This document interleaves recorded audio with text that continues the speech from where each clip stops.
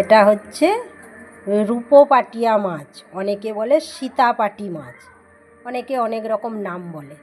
এতে পরিমাণ মতো নুন আর হলুদ দিয়ে মাছটাকে মেখে নিচ্ছি।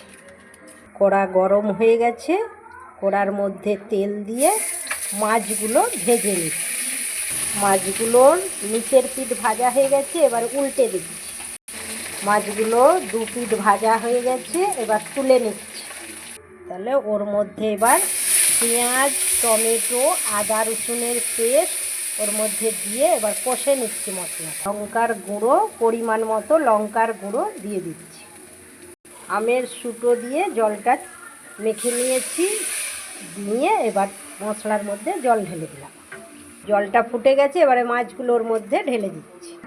তাহলে শীতল মাছ বা পাটিয়া মাছ, সীতাপাটি বা পাটিয়া মাছের ঝাল কমপ্লিট। আজকের মতো টাটা।